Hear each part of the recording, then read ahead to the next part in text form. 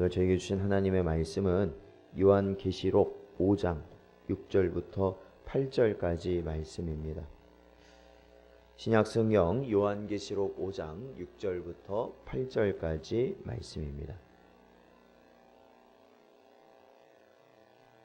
다 찾으셨으면 저희 한 목소리로 봉독하겠습니다. 내가 또 보니 보좌와 네 생물과 장로들 사이에 한 어린 양이 서 있는데 일찍이 죽임을 당한 것 같더라. 그에게 7 뿔과 7 눈이 있으니 이 눈들은 온 땅에 보내심을 받은 하나님의 7 영이더라. 그 어린 양이 나와서 보좌에 앉으신 이의 오른손에서 두루마리를 취하시니라. 그 두루마리를 취하심에 네 생물과 24 장로들이 그 어린 양 앞에 엎드려 각각 검은고와 향이 가득한 금 대접을 가졌으니 이 향은 성도의 기도들이라. 아멘. 기도하겠습니다. 하나님 감사합니다. 이 시간에도 저희를 부르시고 또한 주 앞에 나와 기도하며 주의 말씀을 들게 하시니 감사합니다. 오늘도 주신 말씀 붙들고 저희들 이 땅 가운데서 죄악 가운데 살아가지 아니하게 하시고 언제나 하늘의 신령한 은혜 가운데 오직 주님 오실 때를 소망하며 살아가는 우리 모든 성도가 되게 하여 주시옵소서. 간절히 바라오며 예수님의 이름으로 기도하옵나이다. 아멘. 사랑하는 성도 여러분, 오늘도 주시는 말씀 통해서 마지막 때에 온전히 복된 길로 승리의 길로 가시는 여러분 되시기를 축원드립니다. 자, 오늘 본문 말씀 6절부터 보았는데요.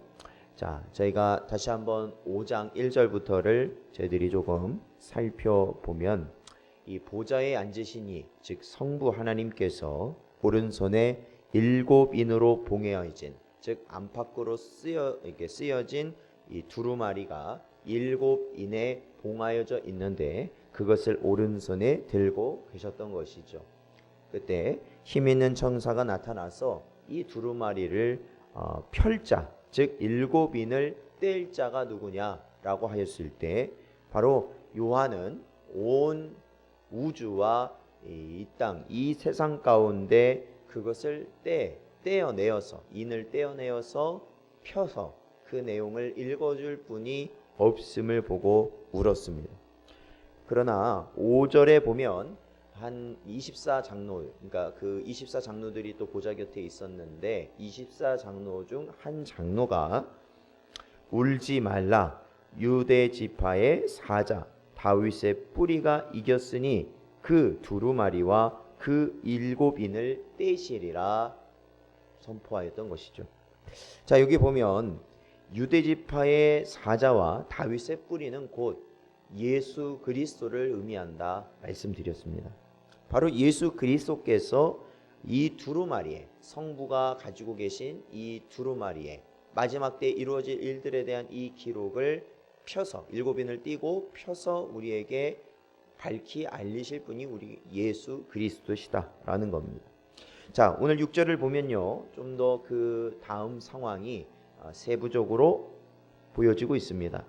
6절 보니까 내가 또 보니 라고 기록하고 있습니다. 그러니까 24 장로 중에 한 장로의 말이 끝난 이후를 의미하겠죠. 보좌와 네 생물과 장로들 사이에 한 어린 양이 서 있었다라고 말하고 있습니다. 그러니까 보좌가 있고 또 거기에는 네 생물이 있고 24 장로들이 있는데 그 사이에 바로 한 어린 양이 있었다라는 겁니다. 우리가 어린 양 하면 이 성경에서 이 어린 양에 비유되신 분을 우리는 잘 알고 있죠. 바로 예수 그리스도이십니다. 자, 이 어린 양이 어떤 어린 양이라고 그럽니까? 일찍이 죽임을 당한 것 같았다라는 겁니다. 바로 이 예수 그리스도께서, 그렇죠, 어린 양이신 예수 그리스도께서 우리를 위하여 십자가에서 죽임을 당하셨던, 그렇죠, 구속의 대속의 바로 그 모습을 보여주고 있는 것입니다.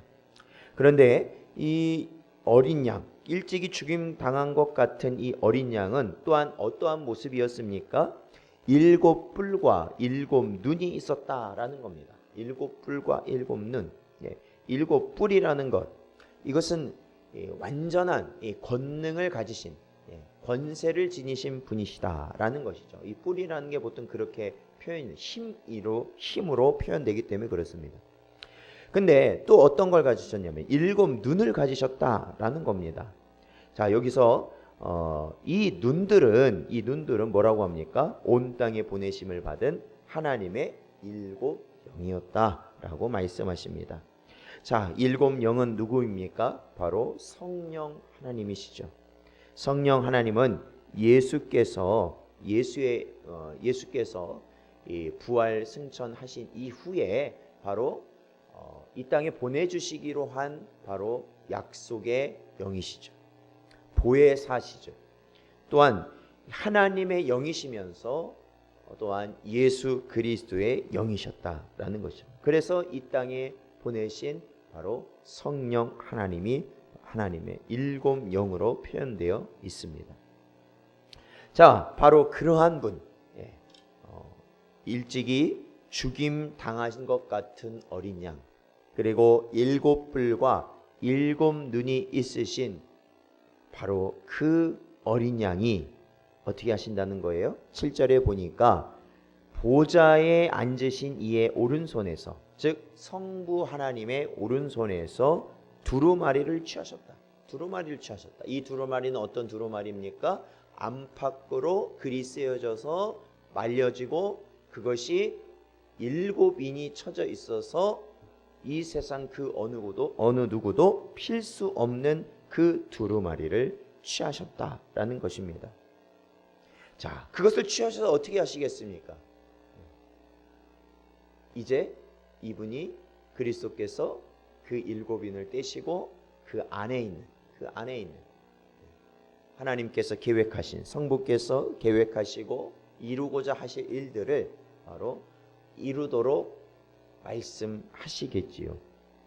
자, 그렇게 어린 양께서, 예수 그리스도께서 그 두루마리를 취하시니까 바로 그곳에 있던 자들이 이 네 생물과 또 24장로들이 어떻게 합니까? 그 어린 양 앞에 엎드렸다라고 말하고 있습니다. 그 어린 양 앞에 엎드렸다. 자, 그 성부 하나님으로부터 그 두루마리를 취할 수 있는 분, 그리고 24장로들과 네 생물의 경배를 받으실 수 있는 유일한 분이 누구십니까? 하나님이시죠. 바로 예수 그리스도께서는 하나님이시라는 거죠. 삼위일체 하나님, 그중 제2위의 하나님이시기에 두루마리를 취하실 수 있는 것이고, 또한 모든 장로들과 네 생물의 경배를 받으실 수 있었다라는 겁니다. 그리고 그들이 엎드려서 어떻게 합니까? 각각 검은고와 향이 가득한 금대접을 가졌다. 그러니까 그러니까 이거는 다 갖고 있는 거예요. 이 네 생물과 24장로들이 그 어린 양 앞에 엎드려 각각 검은고와 향이 가득한 금대접을 가졌다라는 겁니다. 이들이 그러니까 이 예수 그리스도 앞에 엎드려서 이 경배할 때 이들이 검은고를 가졌고, 또한 향이 가득히 담긴 금대접을 또한 가졌다라는 거죠. 자, 여기서 우리가 이 검은고라는 것은 결국엔 악기류 아닙니까? 악기류. 그러니까 요한이 본 검은고라는 건 분명히 악기예요. 악기라는 것은 분명 찬양하는 그 음악을 반주하는 용도로 쓰이는 것이죠. 찬양할 때 음악을 반주하는 용도. 그러니까 그 그리스도를 찬양하기 위함일 것이에요. 근데 여기 보면 향이 가득한 금대접이 가졌는데, 이 향이 가득한 금대접을 요한은 뭐라고 말하고 있냐면 바로 성도의 기도들이다라고 그는 말하고 있습니다. 자, 여기서 우리가 기억해야 될 건 그거죠. 향이라는 건 뭘까요? 향이 가득한 금대접. 이 금대접에 향이 가득히 담겨 있어요. 이 향이라는 건 뭡니까? 결국에는 좋은 향기를 내는 것들이죠. 좋은 향기. 이 좋은 향기라는 건 뭐예요? 우리 예수 그리스도께, 하나님께 좋은 향기를 어떻게 해야 되는 거예요? 올려드리는 것이죠. 우리가 경배할 때, 예배할 때 좋은 향기를 하나님께 올려드리는 것이죠. 여러분, 그것은 바로 성도의 기도다라고 오늘 본문은 기록하고 있다라는 것입니다. 하나님이 받으시는 향기로운 냄새, 그것은 바로 성도의 기도다라고 말씀하고 있는 것이에요. 우리가 구약에 그 성전을 지을 때 그곳에도 향기로운 기름들이 나와요. 그러니까 하나님이 받으시는 향기로운 냄새가 나옵니다. 근데 그것이 바로 무엇을 의미하는 겁니까? 성도의 기도를 의미하는 것이다 라는 겁니다. 그러므로 우리는 기도할 때 하나님이 이 기도를 어떻게 하시는다는 거예요? 향기로운 냄새로 받으신다.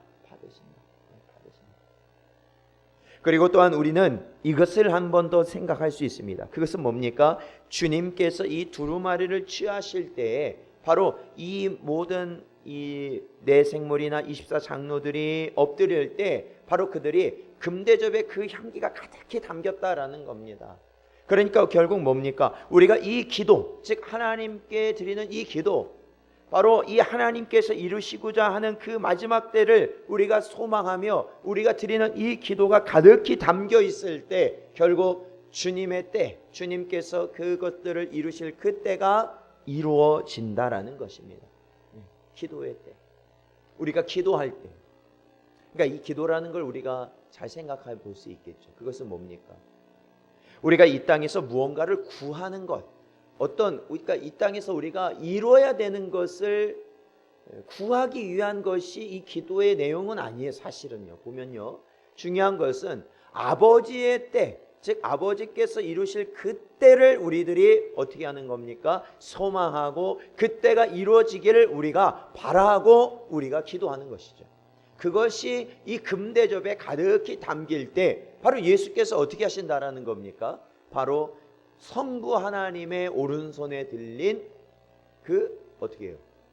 두루마리를 받으셔서 그 임봉을 떼실 것이다. 사랑하는 성도 여러분, 저와 여러분은 어떻게 보면 주님이 오실 그날을 소극적으로 주님이 언제 오실까? 오시게 되면 이제 그때 되면 내가 수동적으로 뭔가 변화가 되겠지라는 것이 우리의 성도의 입장이 아니라 이 마지막 때를 향해 우리는 어떻게 살아가야 되는 거예요? 적극적으로 살아가야 된다라는 거예요. 능동적으로 살아가야 된다라는 것이죠. 왜?